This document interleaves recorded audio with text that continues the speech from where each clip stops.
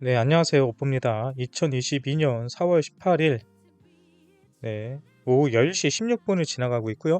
오늘 비트코인 차트 분석 및 오늘 하루 종일 있었던 전체적인 뉴스 브리핑을 살펴보는 시간을 갖도록 하겠습니다. 현재 비트코인은 4,940만 원을 유지해주고 있고요. 오늘은 비트코인이 5천만 원이 깨지면서 4,860만 원까지 하락하는 모습을 보여줬습니다. 일단 어저께 분석에서부터 비트코인이 내려온다면 한 4,800만 원까지는 열어둬야 된다라는 얘기를 계속 많이 드렸는데요. 실제로 일단 단기적으로 그 자리까지 왔고요. 그러면 오늘 떨어졌다가 버틴 자리 4,860만 원, 바로 이 자리죠. 이 자리가 어떤 자리인지 한번 우리가 살펴보도록 하겠습니다. 제가 아까 낮에 이거에 대해서 방송을 아까 뭐 비공개 방송을 낮에 잠깐 했었거든요. 1시간 정도. 뭐 비공개 방송 보신 분들은 아시겠지만 이 자리가 되게 중요한 자리입니다. 이전에 대한 바닥점 자리.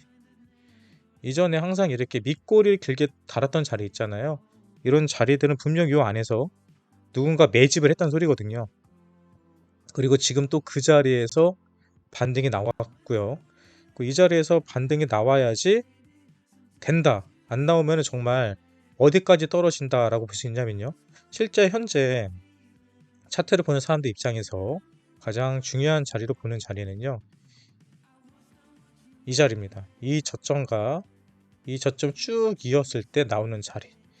그러면 현실적으로 아마 지금 많은 분들이, 많은 유튜버들이 요 자리, 요 라인에 대한 걸 얘기할 거예요. 그래서 여기까지 떨어질 수 있으니까 지금 자리에서는 관망하세요. 또는 매도를 하세요. 대응을 하세요라는 얘기를 많이 할 겁니다. 뭐 여기까지 올 수 있는 거 오케이. 저도 인정. 여기까지 올 가능성이 있다. 하지만 중요한 건 뭐예요? 이 자리가 깨졌을 경우에 지금 이 자리가 깨졌을 경우인데 이 자리를 지금 지켜주고 있죠. 이 자리가 깨지는 게 아니라 지켜주고 있기 때문에 이 자리까지 내려올 수도 있지만 이 자리에서 반동도 나올 수 있는 자리입니다. 그래서 반등이 나올 것인지 안 나올 것인지는 지켜봐야 된다. 아직 잘 모르겠다 그거는. 여기까지입니다. 지금 자리에서 반등이 나올 건지 안 나올 건지 모른다. 하지만 이걸로 또 연결해 보잖아요. 라인을 연결해 보면은 저는 개인적으로 지금 자리가 저는 개인적으로 지금 자리가 반등 자리다 라고 보이고요. 그리고 또 재밌는 그림이 나와요. 제가 며칠 전부터 여러분들에게 이걸 보여드렸죠. 지금 이 자리는 어떤 자리다? 이 자리다. 이 자리랑 똑같다. 이 자리랑 이때도 똑같았다. 그리고 이때는 떨어졌다. 이때는 떨어질지 올라갈지 봐야 된다. 하지만 나는 올라가기를 원한다. 하지만 올라가지 않고 떨어졌죠. 올라가지 않고 떨어졌어. 근데 재밌는 게 뭐냐면요. 요때랑 차이점이 있어요. 그 차이점을 아시는 분 확대해 드릴게요.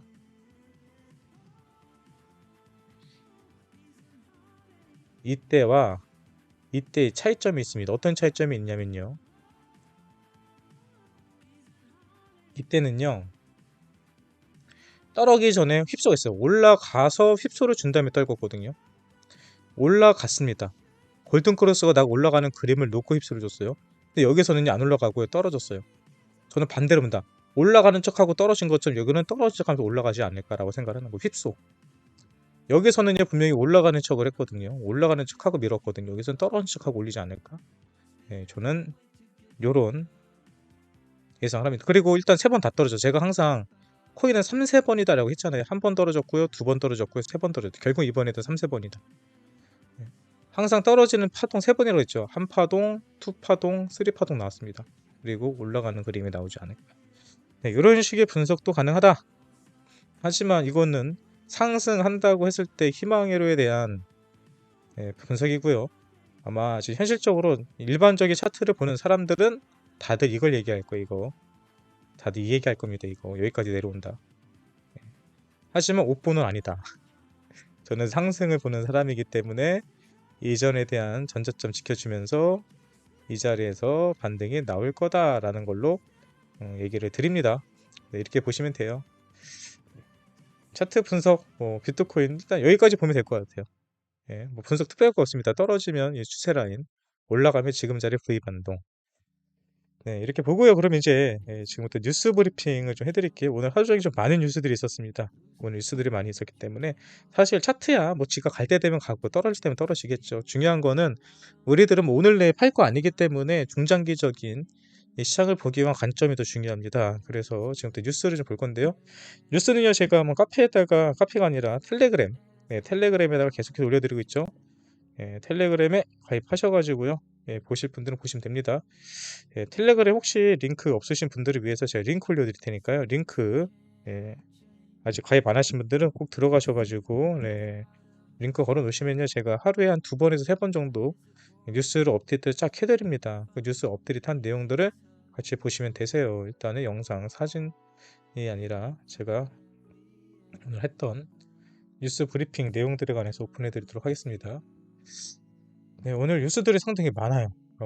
오늘 엄청 많아요. 할 얘기들이 엄청나게 많습니다. 야, 이거 언제 다 이거 하는데 1시간 걸릴 것 같아요. 자, 여기서 또 봅시다. 네. 일단 이 차트예요. 이거는요, 온체인 데이터고요. 여기 보면 밑에 보면은 여러 가지 뭐 컬러들이 막 있잖아요. 이 컬러들이 뭐냐면요, 고래들이에요, 고래들. 고래들, 뭐 물량을 몇 개 이상 갖고 있는 고래들, 몇 개 가지고 있는 고래들. 그러니까 물량 비율별로 고래들의 물량이거든요. 그런데 고래들의 물량이요, 보시는 것처럼 계속 떨어져요. 이게 쉽게 말해서 이 CVD 지표라고 하는 거거든요. 근데 CVD 지표를 보면은 예, 고래들의 움직임이 많냐 적냐인데 현재는 고래들의 움직임이 거의 없다는 것을 확인해 볼 수 있죠. 거래 이동이 거의 없다는 겁니다. 그러니까 지금은 쉽게 말해서 그 고래들의, 그러니까 그 볼륨에, 쉽게 말해서 이 코인을 움직이는 고래들의 볼륨이 없어진다라는 것을 알려줍니다. 말이 꼬이는데요. 잠시만요. 정리 좀 해볼게요. 죄송합니다. 음, 고래들의 움직임이 많다는 것은 사고팔고를 많이 한다는 소리거든요. 사고팔고 한다는 것은 뭐 크게 올라가거나 떨어지거나 뭐 이런 상황이 나올 수 있다는 거예요. 근데 고래들의 움직임이 현재 계속해서 떨어지고 있다는 소리는 수렴 기간이다라는 것을 보여줍니다. 일단은 그렇게 이해하시면 될 것 같고요. 네, 다음 뉴스는요. 음,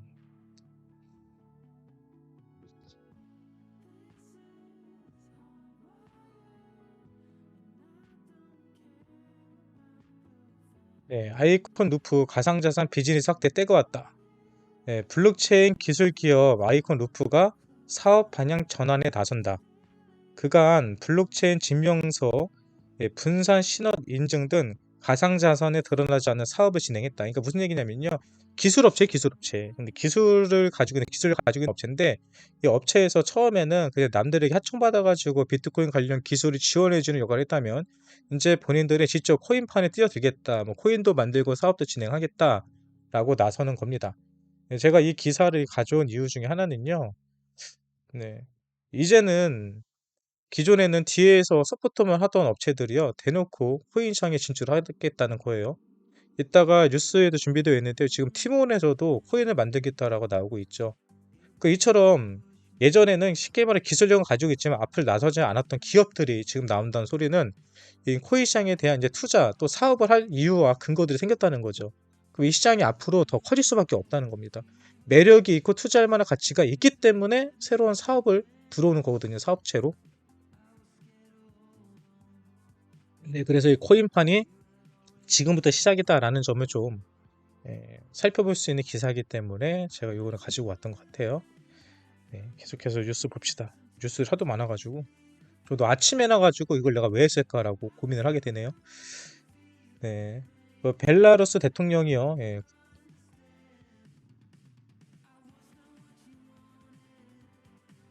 이게 잘 보일지 모르겠는데 벨라루스 대통령이 이 사람 그 직원들에게 국영 기업 직원들에게 암호화폐를 채굴해라 이런 제안들을 하고 있다라는 기사도 있었고요. 네. 그리고 또 재밌는 게 하나가 떴죠. 뭐 도지 갖고 있는 사람들에게는 호재일 수 있을 것 같아요. 일론 머스크가 도지코인으로 결제하는 테슬라 테마파크를 만든다고 합니다. 예. 그동안 그 테슬라 쪽에서 비트코인으로 자동차를 살 수 있다라고 했을 때 2021년도 엄청난 큰 상승이 있었거든요. 근데 아직까지 테슬라에서도 왜 그런지 모르겠지만 자동차를 도지코인으로 살 수 있다라고는 하진 않아요. 하지만 테마파크에 들어갈 때 도지코인으로 결제할 수 있게 할 것이다라고 얘기를 합니다. 근데 여러분 잘 생각해 보세요. 근데 테마파크를 도지로 결제하겠다라고 한다는 소리는 언젠가는 자동차 역시도 테슬라 자동차 역시도 도지코인으로 살 수 있다라는 프로모션을 분명히 할 겁니다. 근데 지금 안 하고 있죠. 네, 왜 안 하고 있을까요? 일론 머스크가 바보가 아니거든요. 그거는 시장이 좋았을 때 마지막 한 방으로 사용을 할 겁니다. 도지코인은 정말 일론 머스크가 가격을 펌핑시키고 싶고 본인이 설거지를 하고 싶거나 도지코인에 대해서 막대한 수익을 보고 싶을 때 그때 아마 언제든지 내가 결정하면 되는 거잖아요. 야, 도지코인으로 테슬라 결제할 수 있어 라고 터뜨리겠죠. 그러면 엄청난 가격 상승이 있을 거예요. 그 무기를 지금은 사용하지 않을 겁니다. 왜? 지금은 시장이 애매하니까.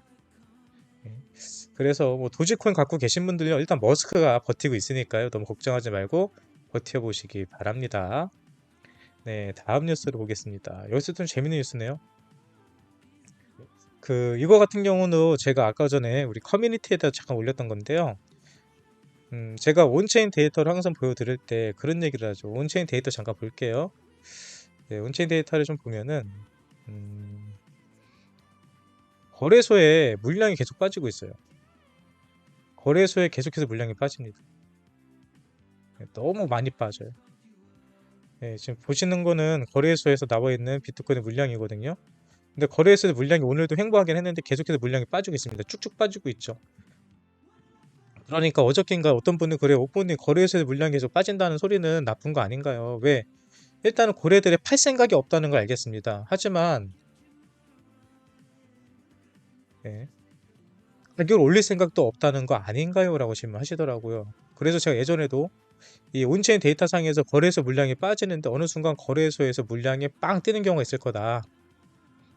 거래소에 물량이 빵 뜨는 경우가 있을 텐데 그때가 상승의 시그널로 보면 된다라고 제가 여러분들에게 몇 달 전 얘기했던 거 기억나시나요? 기억나시면 1번이요. 거래소에 물량이 계속 빠지는데 어느 순간에 거래량 물량 빵 뜰 때가 있을 것이다. 그때가 상승의 시작 시그널이 될 수 있다라는 얘기를 제가 계속 해왔습니다. 근데 그 이후로 안 나와요. 계속 빠지기만 해 거래소로. 그래서 뭐 거래소에 물량이 빠진다는 것은 안전한 얘기이기 때문에 아직까지는 바닥이라는 얘기이기 때문에 사실 뭐 가격이 더 추가적으로 빠져도 걱정을 안 했는데 물량이 안 들어오니까 이게 좀 스트레스였거든요. 그런데 오늘 제가 이 크래트 퀀트 쪽에서 그동안 로그인이 안 돼가지고 제가 실시간 데이터를 못 봤거든요. 근데 받아서 실제로 고래들의 움직임 또 채굴자들 비트코인 채굴자들의 움직임을 좀 살펴봤거든요. 근데 살펴보니까 근데 이런 그림이 나와요. 이런 그림이. 이게 뭐냐면요.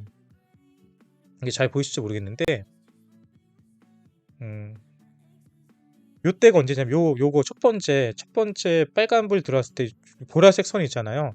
보라색 선이 길게 뜨면요. 이게 채굴자들의 지갑에서 물량이 출금이 된 거거든요. 근데 이때가 떨어졌을 때가 언제냐면 2020년 12월이에요. 2020년 12월 달에 비트코인이 보세요. 옆에 검은색 보이세요? 잘? 이 검정색 선이 뭐냐면 비트코인의 가격입니다. 근데 이게 딱 뛰고 나서 비트코인이 그때부터 상승을 시작을 했거든요. 채굴자들 지갑에서 물량이 풀린 다음에 엄청난 상승이 있었습니다. 그리고 나서 밑에 보시는 것처럼 한동안 제 여러분 화살표 보이시죠? 한동안 예, 채굴자들 지갑에서 물량이 하나도 안 움직였어요. 거의 1년 가까이. 1년에서 2년 가까이 물량이 안 움직였습니다. 2021년부터 2022년까지 물량이 하나도 안 변했어요. 근데 며칠 전에 보시는 것처럼 물량이 빵 떴습니다. 며칠 전에 비트코인 채굴자들의 지갑에서 물량이 빵 떴어요. 그리고 나서 2020년도에는 상승이 있었거든요. 올해는 모르겠습니다. 근데 되게 중요한 지표예요, 이거를요. 근데 이 지표에 대해서 얘기하시는 분들은 없더라고요. 어떤 채굴자들 지갑에서 물량이 빵 터졌다라는 것을 우리는 확인해 볼 수 있습니다. 이게 어떻게 움직일지 모르겠어요. 저는 개인적으로 4월달, 5월달 우리가 생각하는 여러분들이 돈을 버는 여러분들이 돈 벌었다는 소문이 날 수 있는 미니 불장이 올 것이다 라고 해서 주장을 해왔는데 그 예상대로 될지 안 될지는 좀 지켜봅시다. 근데 또 여기도 기사가 나오죠. 이 기사는 뭐냐면요. 이번 주말에 12억 달러의 비트코인이 코인베이스에서 콜드 월렛으로 흘러갔다. 코인베이스에서 콜드 월렛으로 흘러갔다는 소리는 빠져나갔다는 겁니다. 거래소 지갑에서 12억 달러의 비트코인이 출금이 됐다. 예, 아까 전 우리가 살펴본 것처럼 거래소에서 물량이 빠지고 있다는 것과 동일한 얘기죠. 네, 다음 뉴스는요. 이번 주 주요 경제 지표인데요. 네, 18일 날 이미 지났죠. 11시에 중국 뭐 GDP 발표가 있다고 하는데 사실 이거는 크게 중요한 문제가 아니에요. 근데 뭐가 중요한 거냐 이겁니다. 이거. 예, 4월 19일 화요일 새벽 5시 오늘입니다. 그러니까 오늘이 아니라 앞으로 한 6시간, 7시간 뒤죠. 예. 예, 블러드가 IMF에서 아마 연설하는 거거든요. 이때 예, 금리 인상과 관련된 얘기가 나올 거예요. 근데 이 금리 인상에 대해서 지금 되게 예민하게 반응을 하잖아요. 금리 인상 몇 프로 된다고 그래요, 여러분? 여러분들과 저랑 좀 얘기 좀 해봅시다. 이 부분에 있어서. 금리 인상 몇 프로 된다고 해요?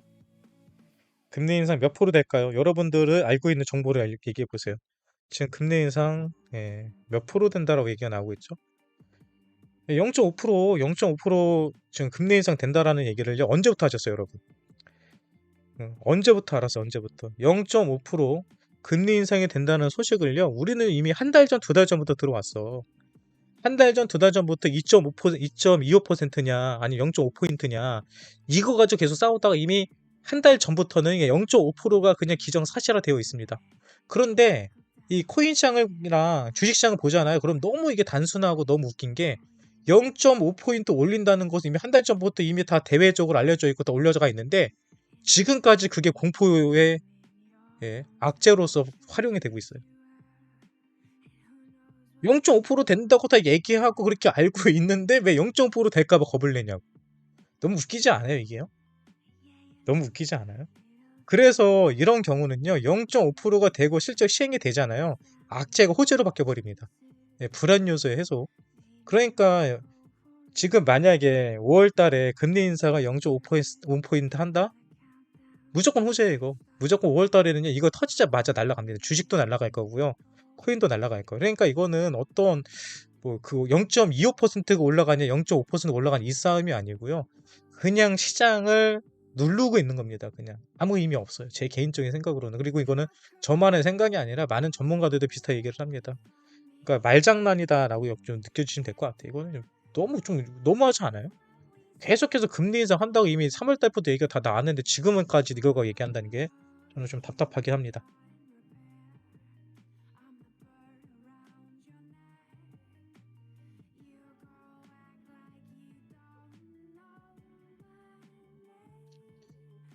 네, 그리고 또 다음 지표는요. 네, 국제 주요 사태 및 미국 지표인데요. 여기 보시면요. 읽어 드릴게요.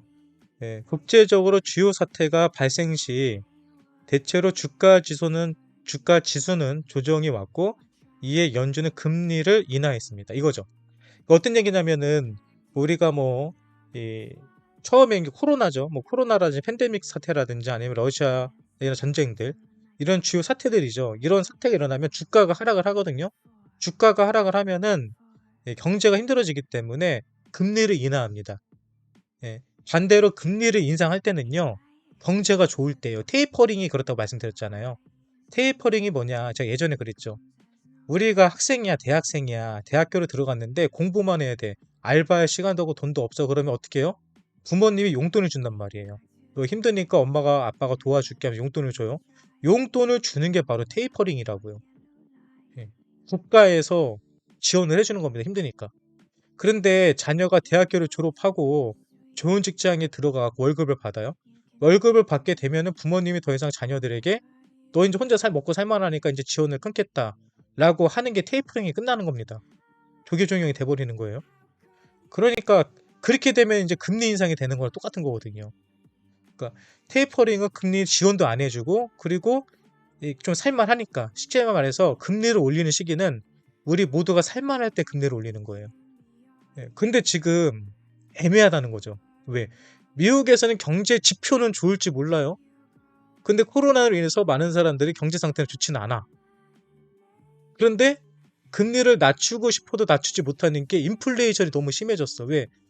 팬데믹 사회에서 너무나도 많은 돈을 뿌렸기 때문에. 그러니까 지금은 미국 정부 입장에서는 이러지도 못하고 저러지도 못하고 애매한 상황이 돼버린 거거든요. 그래서 지금 이 상황을 미국 정부가 또 지금 이 상황이 앞으로 어떻게 전개될지 예, 참 궁금하다 뭐 이런 식의 예, 지표에 대해서 설명을 해준 것 같습니다.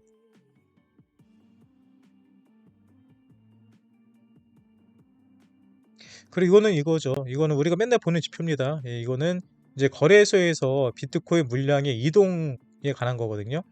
예, 지금 비트코인 그 거래소에서 물량 계속해서 빠지고 있다는 지표를 여기서 빨간색이 보여주고 있는 거예요. 빨간색은 거래소에서 보유하고 있는 비트코인 물량인데 계속해서 떨어지고 있죠. 비트코인 물량이. 예, 그래서 여기 보시면은 예, 거래소가 보유하고 있는 코인이 총량으로 예, 일반적으로 현물 거래소에서 값이 높을수록 코드의 매도 압력이 높아지며 코인의 가격과 반매의 관계를 보이는 경우가 많다. 예. 거래소의 물량이 많으면은 매도고요. 거래소 물량이 없으면 매수입니다. 예, 이거에 대해서 예, 여러 가지 지표들에서도 현재 예, 매수 자리다라는 것을 알려주고 있고요. 그리고 리플에 관해서도 재밌는 기사가 하나 뜬 게 있어요. 네, 리플 같은 경우도 관련된 뉴스가 여기 떴는데요. 예, 미국 암호화폐 전문 변호사 SEC 리플 소송 디스커버리 절차 마감큼 진전이 있다. 라고 하면서 현재 뭐 리플이 이 소송에서 승리할 수도 있다. 뭐 이런 기사들이 막 뜨고 있어요. 근데 여러분 SEC는요 단 한 번도 소송에서 져본 적이 없는 곳입니다. 아세요? SEC는 한 번도 소송에서 져본 적이 없어요. 왜 그러냐? 질 것 같으면 합의하거든요. 이것도 아마 법적으로 판결이 나오기 전에 합의를 할 겁니다. 네, 합의를 할 거기 때문에 만약 합의를 했다. 뭐 SEC가 뭐 증권 아니다라고 하면 여러분 어떤 효과가 있냐면요.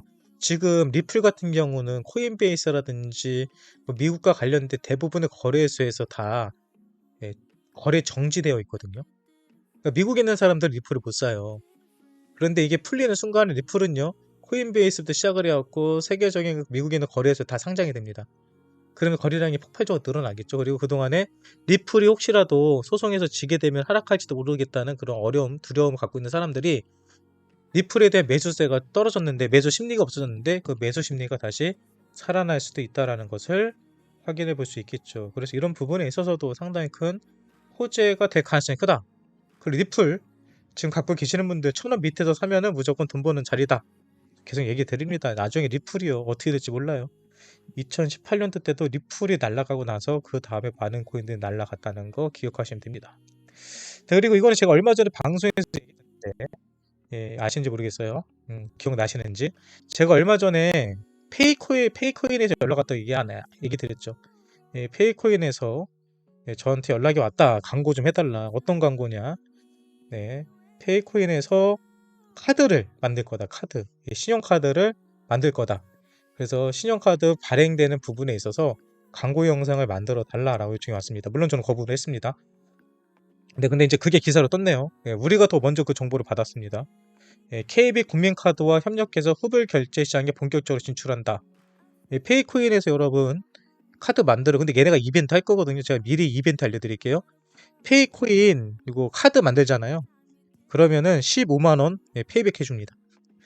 예, 카드 만들면요 아마 15만 원 정도의 아마 페이코인을 줄 걸로 예상합니다.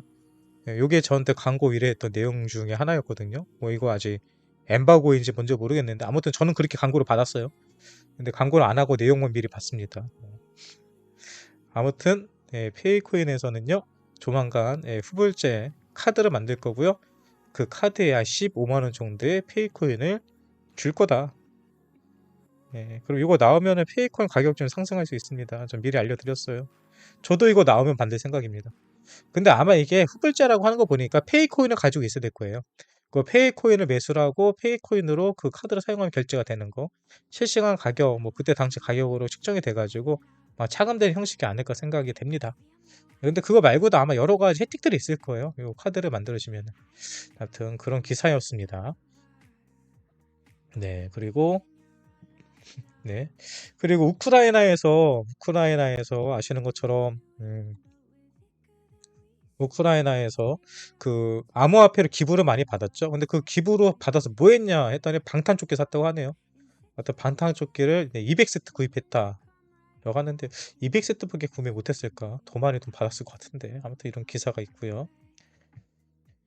네, 또 다음 기사는 네, 러시아 세법 개정안 하원 제출 암호화폐 거래 서비스에 VAT 부과한다고 합니다. 다시 말해서 러시아에서 이제 비트코인을 거래를 하잖아요. 그럼 세금 부과하겠다는 얘기예요. 세금. 근데 한국 같은 경우도 세금이 부과되죠. 이제 아직 안 되지만 2023년부터는 세금을 부과한다고 하는데 이거 보면요. 아, 러시아에서 세금 부과하니까 러시아 쪽에 별로 좋지 않겠다 생각을 하는데요. 사실 전 내용을 보고 좀 부러웠습니다. 예, 부러운 이유가 뭐냐면요.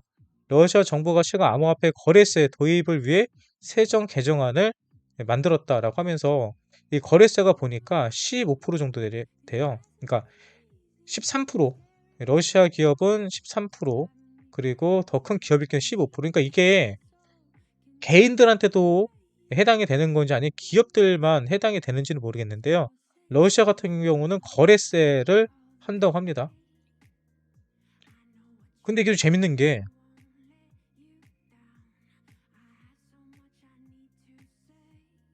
부가가치세가 부과되고 과세는 별도네요. 다시 보니까. 근데 얘네 본인 게 13%에다가 부가가치세 10%잖아요. 그럼 23%잖아요. 그러면 사실 한국이랑 비슷하네요. 저는 이게 13%만 받거든요.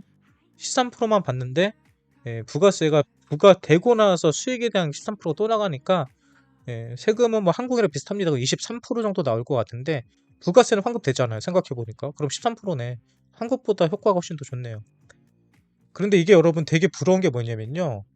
뭐 미국 같은 경우도 아마 40% 이상 양도소득세 낼 거고요. 뭐 일본 같은 경우는 종합과세 되는 데다가 50% 이상 내거든요. 네, 그래서 보통 그 코인을 세금을 부과하는 나라들 보면요, 보통 최소 30% 이상입니다. 최소 30% 이상. 그런데 한국 같은 경우도 20%, 러시아 같은 경우 13%. 예, 다른 나라 투자자들이 보기에는 생각보다 상당히 적은 세금 세율이다라고 보시면 될 것 같아요. 여러분, 우리가 월급을 받아도요, 일반 직장인들도요, 번 돈에서 20%, 30% 세금으로 떼갑니다. 그러니까 코인으로 돈 벌어서 세금 떼가는 거에 대해서 불만 갖지 마세요. 주식도 그만큼 떼갑니다. 그러니까 이 부분에 있어서는 그냥 세금 내고 내면서 살아갑시다. 아무튼 뭐 러시아는 제가 봤을 때 한국보다는 세금이 더 좋은 겁니다, 오히려. 네. 그리고 이거 재밌는 기사가 났어요. 아까 전에 제가 카페에도 올렸는데 여러분들도 이거 잘 보시면서 생각을 해보시기 바랍니다. 네, 위험 회피 기간 투자자 비트코인 익스포저 감소 CME 주간 데이트 이렇게 떴어요. 여러분 이 기사만 보면요. 야, 비트코인 기간 투자자들이 팔고 있구나. 위험하다라는 생각을 할 거잖아요. 내용을 보면 더 웃겨요. 이 블록 미디어 최동역 기자. 참, 이 친구 참 대단합니다. 비트코인 선물 미결제 약정이 3주 연속 감소했다. 장기 투자 펀드와 헤지 펀드가 롱 포지션이 감소하고 있다라고 기사를 딱 씁니다. 이렇게 맨 첫 줄에. 그럼 얘기해요. 미국 상품거래소 위원회가 발표한 시카고 상품거래소 비트코인 선물 약정이 4월 6일 1,570건에서 4월 12일 9,600 사건으로 기관들의 비트코인 투자 비중이 낮아진 상황이다. 겁을 주죠.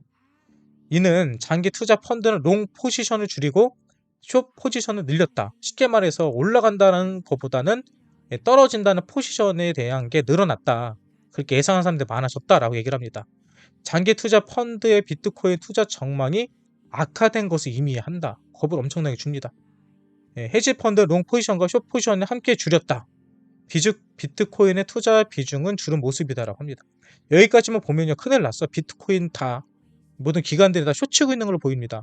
그래서 제가 계속 봤어요. 장기 투자 펀드 롱 포지션은 6,110건, 숏 포지션은 807건을 기록했다. 장난쳐요? 롱이 6,100, 숏이 807. 그러니까 이런 뉴스들을 보잖아요. 응? 이런 뉴스들을 보잖아요. 그러니까 얘네들이 다 코인하는 애들이고 숏을 쳤는지 뭔지 모르겠는데요. 억지라는 거 억지. 이게 왜 악재 호재지? 80% 이상이 롱이라는 소리인데 헤지펀드에서. 그런데 롱이 압도적으로 많다가 숏이 조금 더 늘어나니까 비율적으로 늘어났다고 이런 식으로 막 기사들을 싸지르고 있습니다. 이렇게 되니까 잘 모르는 코린이들은 이런 뉴스 보면서 이 시장이 지금 위험하구나, 매도해야 되겠구나, 막 이런 식으로 속는 거예요. 이 뉴스 보고도 어떤 분들은요, 아마 이거 악재로 받아들일 겁니다. 이거. 아무튼 뉴스 볼 때 제대로 보세요. 이거 내용들. 이것도 좀 재밌는 얘기이기도 해요. 요 차트가 이거 뭐냐면요. 현재 비트코인에서 자금들, 스테이블 코인들이거든요. 스테이블 코인들이 이걸 보기 전에 기사부터 읽어드릴게요. 이 기사도 되게 재밌습니다. 이 기사도 보고서 제가 한참 웃었거든, 한참. 2년 동안 크립토 시장의 자금들이 전체적으로 급격하게 유입되었습니다. 투자자들의 신규 자금이라고 볼 수 있는 스테이블 코인의 공급이 급격한 증가로도 볼 수 있습니다. 그러니까 2년 동안에 크립토 시장에 많은 자금이 유입되었고 또 유입된 것 중에서 스테이블 코인의 공급이 많이 늘어났다는 거예요. 스테이블 코인은 제가 항상 카지노에서 사용하는 칩과 같다. 현금으로 들어오는 게 아니라 코인판에서는 스테이블 코인을 현금으로 사고 스테이블 코인으로 코인을 사는 거다라고 항상 말씀드렸습니다. 하지만 이번 연도 3월 달입니다.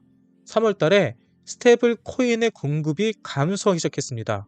물론 여태까지 증가해온 양에 비하면 사소하다고 볼 수 있지만 스테이블 코인을 현금화하고 시장을 떠나는 투자자들이 생기기 시작했다는 것을 알 수 있습니다. 네, 떠나는 자금들에는 인플레이션 증가, 불황, 우크라이나, 러시아 전쟁과 같은 여러 가지 이유가 있을 수 있으며 미국 세금 신고가 이유일 수도 있습니다. 네, 그러면서 뭐 이런 얘기들이 나와요. 그래서 저는 스테이블 코인이 엄청나게 많이 빠졌는 줄 알았습니다. 그래서 스테이블 코인 그래프를 봤어요. 요거 빠진 거, 요거. 야, 이거 이렇게 쭉 올라가다 요거 잠깐 눌렸다고. 요거 눌렸다고 저런 기사들이 나오는 거예요. 스테이블 코인 요인량이 이렇게 쫙 올라갔다가 요거 떨어졌다고 지금 저런 기사들이 나오는 거예요. 야, 물량 빠진다. 야, 스테이블 코인 팔고 있어.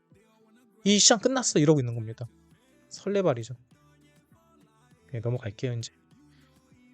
오늘 하루 종일 제가 뉴스들 보니까 이런 뉴스들을 제공하는 사람들도 그러고 그냥 어떻게 해서든지 개미들 털려고 어떻게든지 겁주려고 막 하는 게 보여요. 예, 알트 시장. 예. 라이트코인 거래량이 지난 1년 동안 볼 수 없을 정도로 엄청난 물량이 지금 늘어나고 있다고 합니다. 제가 여러분 어저께 뉴스였나요? 예, 지금 트위터에서도 검색량을 봤을 때 라이트코인이 리플이나 비트코인 다음으로 라이트코인에 대한 검색량이 늘어났다고 하잖아요. 거래량도 엄청나게 늘어나고 있어요. 제가 이런 얘기 왜 해요? 라이트코인 주목하라고요. 라이트코인. 네, 알아서 하시면 됩니다. 오늘 뭐 관련된 뉴스 중에서 이게 가장 핫했던 뉴스 중에 하나일 것 같아요.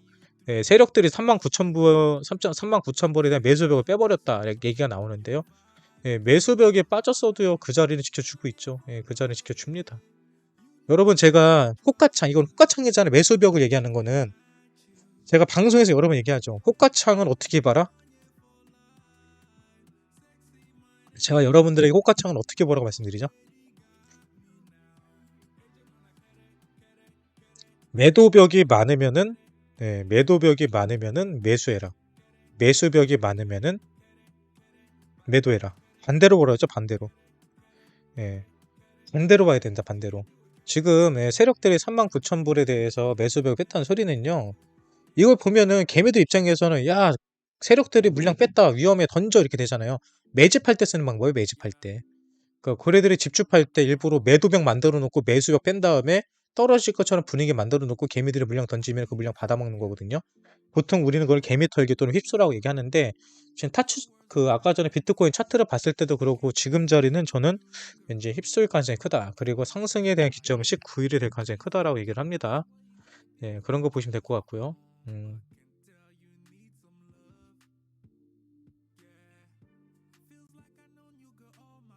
그리고 이것도 그거예요. 지금 이 삐죽삐죽 튀어나온 거 있잖아요. 이 삐죽삐죽 튀어나온 게 고래들의 물량의 출구입니다.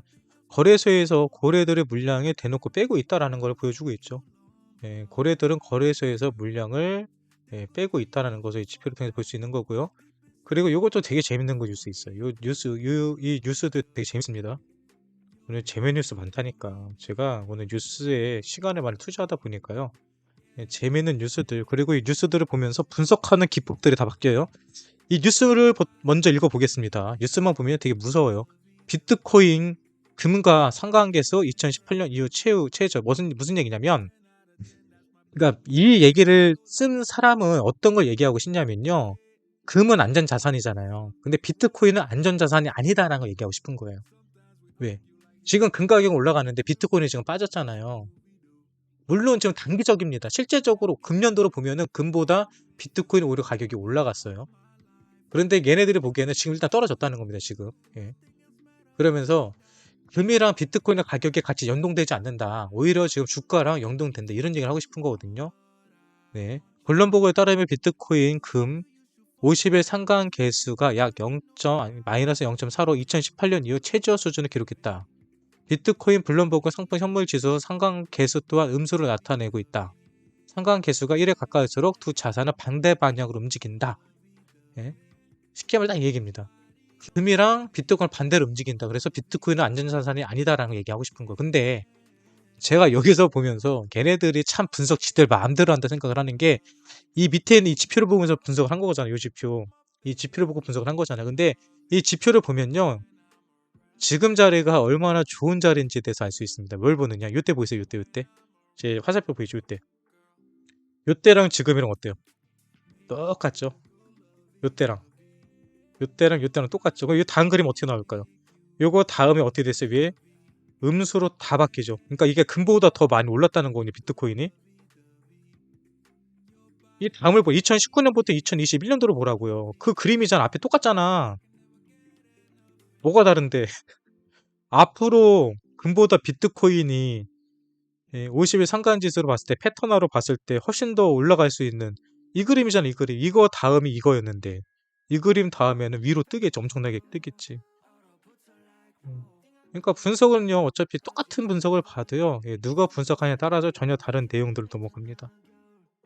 저는 그래서 지금 비트코인은 일시적으로 금보다는 떨어질지 모르겠지만 올해 아직 안 끝났죠. 반대로 금보다 훨씬 더 올라가는 그림이 나오지 않을까 라는 게 보여집니다. 또 이제 비트코인이 떨어지니까 뉴스들이 또 신났습니다. 뉴스들이 신났어요. 비트코인 마지막 방어선은 38,530불이다. 근데 여러분 이 38,530불이 중요한 게 아니고요. 제가 이 뉴스를 가져온 이유는 뭘까요? 제가 이 뉴스를 가져온 이유는 뭘까요? 되게 재밌는 뉴스이기 때문에 그렇습니다. 제가 여러분들에게 피보나치 되돌림에 대해서 교육을 많이 시켜드렸죠. 그리고 여러분들도 많은 분들이 사용하고 있고요. 근데 여기서도 딱 하나입니다. 팀볼드라는 곳에서 암호화폐 애널리스트가 엄청나게 대단한 비트코인 분석을 했습니다. 그 분석을 보니까 결국 딱 하나예요. 피보나치 되돌림 78.6%, 그러니까 0.786짜리거든요. 0.786짜리가 저점일 거다. 지금 0.618짜리입니다, 여러분. 지금 비트코인 딱 피보나치 돼보잖아요. 0.618짜리거든요, 지금 자리가. 그러니까 0.618짜리가 깨지면 0.786짜리까지 갈 거다. 그게 38,530불이다. 그래서 여기 깨지면 여기까지 올 거라고 얘기하는 겁니다. 이 분석 여러분들도 다 하실 수 있죠. 여러분들이 이런 분석 할 수 있다면 여러분들은 세계적인 전문가가 되는 거예요. 그러니까 차트 분석하는 사람들이 여기도 선 몇 개밖에 없잖아요. 이렇게 분석한다고 해 선 하나 딱 거놓고. 그러니까 괜히 어렵게 복잡하게 논문 쓰면서 분석한다고 대단한 거 아니고요. 하나만 가지고만 봐도요. 그리고 그렇게 분석을 한다고 해서 실제로 시장이 이렇게 흘러가는 것만도 아닙니다. 그러니까 이런 부분에 있어서도 여러분들이 지금 차트 분석하는 게 잘하고 있는 거다. 그리고 그 이상 없다. 특별한 거 없다. 얘기를 드리고 싶습니다. 무슨 말인지 이해하셨는지 모르겠지만 계속 넘어갈게요. 이것도 재밌는 기사다. 재밌는 기사들이 많아. 러 재무부 1인당 연간 암호화폐 매수에 900만 원만 할 수 있다. 러시아 같은 경우는 계속해서 러시아에서는 지금 암호화폐를 금지하네 마네 합법화를 하네 마네 말들이 많아요. 근데 지금 일단 합법화로 방향에 튼 것 같아요. 근데 문제는 900만 원 이상은 사지 못하게 한다고 합니다. 근데 여러분 러시아는요 암호화폐 강국이에요. 한국에 있는 대부분의 코인 재단에 있는 개발자들은 거의 다 러시아 사람들입니다. 그리고 비트코인을 만든 사람은 누군지 모르지만 이더리움을 만든 사람은 러시아계 캐나다인 비탈릭입니다. 러시아 개발자들 엄청나게 많아요. 그리고 러시아에 있는 사람들이 비트코인이나 알트코인들을 엄청나게 많이 보유하고 있습니다. 근데 이 사람들한테 900만 원만 사라 그러면 사겠어요? 근데 이게 아무 의미가 없는 게 뭔지 아시죠? 중국 같은 경우는 현재 비트코인 거래가 아예 제로입니다. 아예 못하게 만들어 놨고요. 금지가 되어 있어. 하지만 중국에 있는 사람들은 여전히 비트코인에 엄청나게 투자를 합니다. 왜? 어차피 우회하면 되니까. 그래서 이런 부분에 있어서 기사가 나왔을 때, 야, 러시아에서 이것뿐이 못하게 한대. 그럼 이거 악재일 수 있어. 라고 분석하시는 분들일 수 있는데요. 예, 아무런 의미 없다. 이미 코인판은 탈중앙화되어 있기 때문에 저런 제재는 아무 필요가 없다라고 보시면 됩니다. 네, 그리고 프로토콜 메인넷 8월 가동, 내가 이거를 왜 했을까요?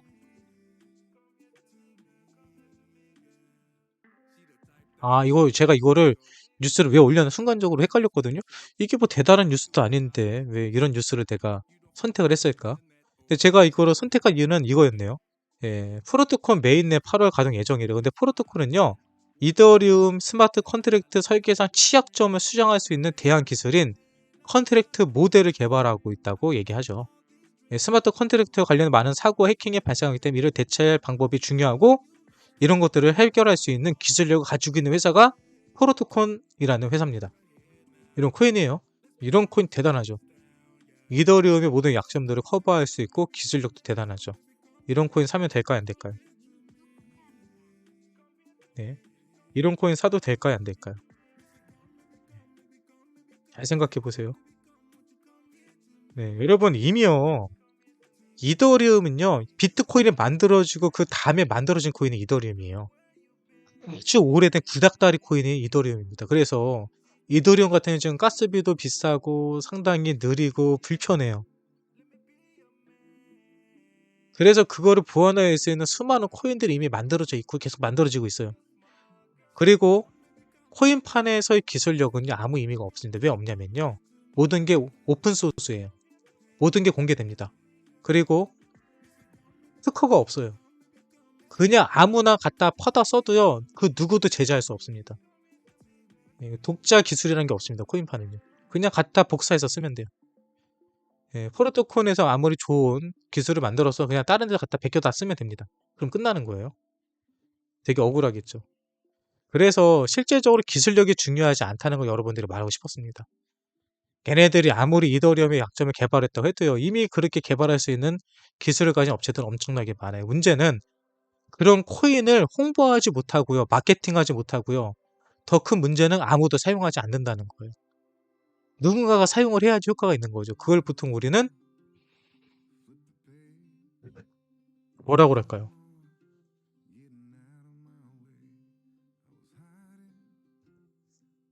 갑자기 단어가 생각이 안 나네. 네. 쉽게 말해서 그 프로그램이라든지 이걸 사용할 수 있는 하나의 커뮤니티가 형성이 되어 있어야 되는 거예요. 예. 그런데 그게 없으면 아무 의미가 없는 겁니다. 예. 그래서 플랫폼화 시켜놓고 그리고 홍보를 하고 마케팅을 하고 많은 사람들이 사용할 수 있도록 해야 되는데, 이런 인프라가 구축이 안 되기 때문에 문제가 되는 겁니다. 그래서 실제적으로 성공할 수 있는 대부분의 코인들 재단들은요, 기술 개발은 기본으로 깔고 가는 거고요, 인프라를 까는데 더 많은 시간을 사용하고 더 많은 비용을 사용을 합니다. 그 인프라가 가장 중요하다는 것을 여러분은 생각하시면 될 것 같아요. 그거를 좀 얘기하고 싶어서 제가 이 기사를 뽑아낸 것 같습니다. 네. 그리고 또 어떤 뉴스가 있을까요? 왜 이렇게 뉴스들이 많아? 네, 분석 단기 트레이더 비트코인 매도 압력이 촉발되고 있다라고 합니다. 이 얘기는 뭐냐면요, 지금 비트코인이 갑자기 왜 빠졌냐, 이거에 대해서 좀 얘기를 하고 싶었거든요. 근데 결과론적으로 저도 하루 종일 뉴스를 보다 보니까 제가 내린 결론은 이거예요. 세금. 미국의 세금 신고 마감이 4월 18일이었습니다. 4월 18일. 4월 18일. 오늘. 그래서 이 세금 때문에 매도세가 나왔다는 거예요. 근데 이거는 뭐 추측이 아니고요, 실제로 매년 요 세금 기간 마감일 때는요, 시장이 안 좋았다고 하더라고요. 사실 여기까지는 저도 분석해 본 적이 없어가지고 올해 처음 알았거든요. 저도 오늘 처음 알았어요, 이걸 보면서. 그런데 지금 가격이 하락하는 것은 바로 세금 때문이다. 그런데 이게 18일이 지났잖아요. 그래서 많은 전문가들도, 예, 이 4만 달러 아래로 떨어진 가장 중요한 이유는 바로 세금 때문에 그럴 거다. 그리고 중요한 거는 세금 신고 마감이 이미 시장에 반영됐다. 왜? 18일 날 끝났으니까 오늘 끝나는 겁니다. 그러면 내일부터 상승할 가능성이 있다는 거죠. 세금 낼 돈이 없어서 코인을 팔았다는 건가요? 보통 여러분들 참 웃길지 모르겠는데요, 코인이 떡락하는 시기가 있어요. 일단은 중국에서 중추절이라고 하나요? 중국에서 있는 중추절? 그때는 2017년, 2018년, 2016년도에는 그날 무조건 떨어집니다. 왜? 명절을 앞두고는 항상 가격은 폭락했어요. 현금화를 시켜서 사용하는 경우가 많이 있습니다. 그래서 코인 팔아서 네, 세금을 낸다? 네, 맞아요. 네, 실제로 그래요. 여러분들도 코인 팔아서 카드값 내잖아. 카드값 날 되면 뭐예요? 코인 뭐 팔아야 되나 고민하시잖아요. 근데 그거는 개개인인데 이거는 미국에 있는 전 국민들이 똑같은 날에 예, 세금 신고를 해야 되기 때문에 이런 현상이 일어나지 않았을까라고 생각을 합니다. 그러니까 여러분들 카드값 때 코인 팔아서 내는 건 똑같은 거라니까. 이게 특별한 게 아니에요. 예, 그렇게 보시면 될 것 같습니다. 네, 또 재밌는 기사 또 있어요. 다 재밌대. 네, 블록체인닷컴 데이터에 따르면 비트코인 거래 수수료가 2020년 6월 이래로 최저로 기록했다. 네, 거래 수수료가 싸다는 얘기는요. 예, 비트코인 거래가 없다는 얘기, 거래가. 예, 이동도 없고요. 그러니까 어떤 이동이라든지 이런 것도 거의 없었기 때문에 수수료 자체가 상당히 저렴하다. 예, 지금 자리는 수령 기간, 쉽게 말해서 비트코인 고래들이 아직까지도 물량을 수집하고 있는 단계다라는 게 요거 분석을 통해서 한번 생각해 볼 수 있습니다. 계속해서 또 뉴스 볼게요. 몇 개 남은 거야? 아직도 한참 많았네. 여러분들 지겹지 않죠? 네, 장형구 위메이드 대표 배당금으로 7,700만 원 상당의 위믹스를 매입했다. 이건 얼마 전에 기사 나왔죠. 이거 나왔을 때 제가 욕을 했죠. 예, 제가 이거죠. 그때 뭐 월급을 뭐 받아서 위메이드를 뭐 매집하겠다 이런 얘기 했잖아요. 월급을 뭐 위메이드로 맡겠다. 위믹스로 맡겠다. 예. 월급을 코인으로 받겠다. 근데 그랬죠. 월급 코인으로 받으면 그 코인 판다고요. 월급 돈을 만들어야 되니까. 근데 이번에는 위믹스를 7,700만 원 썼다고 이거를 막 마케팅 하더라고요. 제가 그랬죠. 위믹스 얘네들은요. 어떻게 해서든 간에 시장에서 가격을 펌핑시키려고 별짓을 다 합니다. 어떻게든지 간에 막 10만 원 될 때까지 뭘 뭐 소각을 하겠다 어쨌다 얘기부터 시작을 해가지고요. 진짜 뭐 말도 안 되는 얘기들 계속 터트리고 기사화 시키고 마케팅 합니다. 이건 그냥 말 그대로 립서비스 마케팅이거든요. 네, 얘네들은요 가격이 엄청나게 신경 써요. 근데 가격은 안 올라요. 왜? 뻔히 보이거든. 왜? 얘네들이 이렇게 기사 띄우고 올라가면 팔고 올라가면 팔고 하면 이러고 있을 거예요 아마. 얘네들 얼마 전에 실적 발표할 때도 사기 쳐먹었잖아요. 실적 발표할 때 5천억인 거 얼마 이득이다 했는데 결국 보니까 대부분의 사업 실적이 아니라 코인 팔아가지고 코인도 엄청 팔아먹은 거 아시죠? 자기네들이 만들어 놓은 코인 다 팔아먹어갖고 거기서 수익 난 거 가지고 자기네 사업 실적이다 이런 식으로 발표했다 욕 더럽게 먹었잖아요. 아무튼 걔네들 장난 잘 친다. 근데 여러 오빠님 그럼 이런 코인 사면 안 돼요? 아니요. 저 이거 가지고 있거든요. 왜 가지고 있냐? 이렇게 장난치는 애들이요. 한 번 제대로 장난칩니다. 한 번 제대로 장난칠 때 그때 먹고 나가자. 예, 그때 제가 생각하는 자리예요. 예, 그래서 저는 위미에도 소액이지만 들고 있습니다. 한 방은 보여줄 것 같아요. 이거 보면서 한참 웃었습니다. 야, 진짜 걔네 대단하다. 이게 뭐라고? 7,700만 원 산 게 뭐가 대단한 거라고? 응? 이게 뭐가 대단한 거라고? 이걸 기사화 시키고 이런 거 대단한 것처럼 상세 내역, 매수 내역까지도 올렸어요. 이게 난 더 웃겨. 이거 보고 빵 터졌잖아요. 시장가 매수했다라고 하면서 올린 게. 야, 이거 스캠들이라는 짓이다. 나 이번에 시장가 샀어. 이거는 말이 아니죠. 이거는 그냥 뭐라 그래야 돼? 이거는 바이백이라고 해야 되나? 바이백? 바이백 개념이거든요. 예, 이 시총이 얼마짜리인데 7천만 원 샀다고 지금 위메이드에 불린 사람들이 얼만데 지금. 아무튼 이런 뉴스들 보면서 빵 터졌다는 거. 그리고 이번 주 비트코인 관전 포인트라고 해서 뜬 게 있더라고요. 보니까 이번 주에는요. 4만 달러를 지지하느냐 마느냐. 일단 지금 4만 달러 약간 깨져 있죠. 4만 달러 오늘 중으로 복구해야 됩니다. 그리고 내일 19일이죠. 전 내일 중으로 비트코인이 당연히 4만 달러 위로 날아갈 거라고 봐요. 그 인플레이션 리스크 비트코인의 양날의 검이다. 인플레이션이 때문에 지금 금리가 올라가고 있죠. 금리가 올라가는 게 비트코인에게 올라갈지 떨어질지 양날의 검이라고 하는데 이거는 모르겠다는 거죠. 올라갈 수도 있고 떨어질 수 있다는 얘기입니다. 그리고 거래소 보유 비트코인 물량은 2018년 7월 이후로 가장 적다. 계속 말하지만 비트코인에서는요. 비트코인 거래소에서는 비트코인 물량이 계속해서 빠지고 있다라는 것. 이거는 고래들이 아직 팔 생각이 없다라는 거. 그런데 재밌는 거는 채굴자들 지갑에서 최근에 큰 변동성이 나왔다는 거. 그리고 채굴자들의 지갑에서 변동성이 나왔을 때 비트코인은 크게 상승했다는 거. 지금 거의 2년 만에 비트코인 채굴자들의 지갑에서 물량이 유출이 되고 있다는 거. 이거 좀 주목해 볼 만합니다. 네. 다음 뉴스요. 나 이 뉴스는 잘 모르겠더라고 이게. 예, 코인 제스트라고 있었거든요. 근데 코인 제스트는 거래소였어요, 거래소. 근데 거래소에서요, 그 사람들이 거기다가 코인을 맡기고 했을 거잖아요. 근데 갑자기 얘네들이 뭐 해킹당했다 어쨌다 그러면서 출금을 안 시켜줘요. 내 돈에 보통 여기 비트코인이 뭐 10개가 있는데 비트코인을 출금하려고 하니까 또는 현금으로 바꿔서 출금을 하려고 하니까 출금을 안 해줘요. 그래가지고 돈을 다 날렸거든요. 예. 2020년 5월에 약 300명에 달하는 투자자들에게 고소를 당했고 50억 이상의 사람들이 피해를 봤습니다. 그런데 무죄 판결 받았대요. 왜 어떻게 무죄 판결을 받았는지 모르겠습니다. 그래서 해외에 있는 여러분들이 그런 얘기 많이 하셨을 거예요. 오빠님 근데 왜 거래소에서 비트코인 거래들은 물량을 빼요? 이상하시죠? 왜 거래소에서 물량을 빼요? 바로 이런 것 때문에요. 실제로 거래소는요 개인 사업자예요. 그 사업자가 그냥 파산 신고해버리면 그 돈 못 찾는 거거든요. 그러니까 고래들은 거래소의 물량을 갖고 있다가 만약에 거래소가 문을 닫거나 아니면 출금을 그냥 얘네들 마음대로 정지시켜버릴 수 있거든요. 실제로 2018년도에 빗썸 같은 경우도 3개월인가 4개월 동안 출금 금지 막아버렸거든요. 그러니까 이런 식으로 진짜 마음대로 거래소들에서 뭘 할 수가 있어요. 그렇게 되면은 내 자금줄이 막혀버리잖아요. 그래갖고 고래들은요, 코인을 사면은 다 개인 지갑으로 보내는 게 보통 외국 투자자들은 그게 일반적입니다. 거래소에서 물량을 안 갖고 있어요. 뭐 사고 팔 때는 넣었다 뺐다 모든 코인이나 이런 것들은 개인 지갑에다 보관을 합니다. 근데 한국 같은 경우만 특이해요. 한국 같은 경우는요, 개인 지갑을 안 만드는 사람들이 다들 그냥 거래소에다 코인을 들고 있습니다. 왜? 거래소를 믿으니까. 그런데 뭐 업비트나 뭐 이런데 믿으면 모르겠는데 이런데도 믿었다가 그냥 물량 다 날리는 거거든요. 네. 그래서 참 재밌더라고요. 그래서 제가 몇몇 사람들이 아니죠. 커뮤니티 운영하면서 왜 개인 지갑을 안 만들어요? 해니까 다 하는 소리가 무섭대요. 뭐가 무서워요? 그러니까. 개인 지갑 가지고 있다가 제가 관리 못해서 뭐 비밀번호를 잊어버리거나 코인에 해킹당하면 어떡해요? 근데 이거 잘못된 거거든요. 예, 코인에 해킹당하거나 사라지거나 잘못된 가능성은 거래소에 있을 때가 확률이 더 높아요. 내가 관리하고 내가 가지고 있는 게 가장 안전한 겁니다.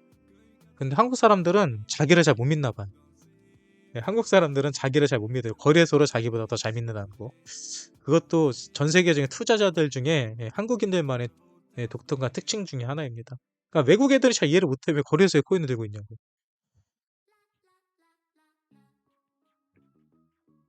네, 다음 뉴스는요. 네, 인도 거래소 모바일 결제 시스템 바뀌자 P2P 거래 지원. 진짜 이거라, 이거. 이게 뭐예요? 인도에서 모바일 결제 시스템이 막히니까 어떻게 해요? 현재 거래소들이 UPI를 유예하는 방법으로 P2P 거래 시작하고 있다. 이런 식으로 국가에서요, 뭐 거래소 같은 경우, 뭐 코인 뭐 입출금하고 거래소 운영하는 거에 막아버리잖아요. 그러면요, 어떻게 해서든지 뭐 P2P 거래든 뭐를 하든지 간에 우회 방법을 사용을 합니다. 예. 그래서 어떤 나라에서 특정한 규제를 하는 거는요, 사실 아무런 의미가 없습니다. 얼마든지 다 우회할 수 있는 방법이 있다는 거. 그리고 인도에서도 이제 슬슬 인도도 뭐 비트코인을 거래를 뭐 불법이냐 합법이냐 가지고 한참 싸웠죠. 근데 여기서 이제 합법으로 돌아가고 있죠. 예, 인도 사람들이 비트코인 하나씩만 사면 하나씩 못 사지. 비트코인은 지금 1900만 개도 없으니까요. 아무튼 인도 사람들 또 최근에 뭐 중동에서도 자금이 들어오고 있죠. 이런 새로운 신규 고객님들이 이 코인판에 들어오고 있고 이런 고객님들이 많이 들어오면 들어올수록 우리에게는 돈을 벌 수 있는 기회는 더 빨라진다는 것을 볼 수 있습니다. 그리고 마지막 기사네요. 마지막 기사 드디어 왔습니다. 코인으로 새로운 기회 노리는 티몬 이르면 연내에 코인을 발행한다. 지금 대기업들이 여러분 자체적으로 코인들을 많이 만들어요. 근데 저는 사실 이런 기사를 보면서 안타까운 게 뭐냐면요. 소비자가 티몬에 이점이 있는 특정 브랜드의 물건을 사면은 브랜드 토큰을 받고 그 토큰을 모으면은 티몬 코인으로 교환할 수 있다. 쉽게 말해서 여기서 말하는 코인은요. 그냥 어떻게 보면은 이 마일리지 같은 개념입니다. 이런 식으로 만들어지면 예스24 같은 경우도 이런 식으로 마일리지를 코인으로 주거든요. 근데 이거는 사실 블록체인 기술은 큰 의미는 없거든요. 이거는 그냥 코인 상장시켜가지고 한탕을 해먹으려고 하는 이런 수단에 불과하지 않다고 저는 생각을 합니다. 물론 뭐 티몬코인이면 망한다 어쩐다 이런 얘기는 아니에요. 네, 오히려 이런 티몬코인 같은 거 처음 나왔을 때 혹시라도 초창기 매집이 가능하다면 매집하는 것도 나쁘진 않을 겁니다. 한 번 정도 큰 펌핑 있을 거다. 대신에 중요한 거 여러분 절대 이런 대기업 코인들 있잖아요. 펌핑했을 땐 사지 마요.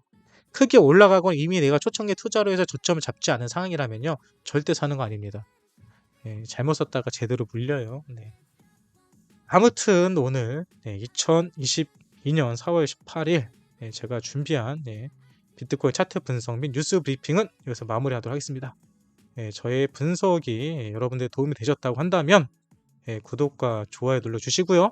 그리고 앞으로도 매일 이렇게 할 것 같아요. 제가 별도로 지금 보고 계시는 텔레그램 방에다가 이렇게 계속해서 뉴스를 그날 실시간으로는 보내진 않을 거예요. 왜 그러면은 제가 뉴스를 보내다 보면은 계속 여러분들 알람이 갈 거예요. 그럼 귀찮으시잖아요. 그래서 제가 하루에 한 2번 정도로 나눠가지고 업데이트를 쭉 할 겁니다.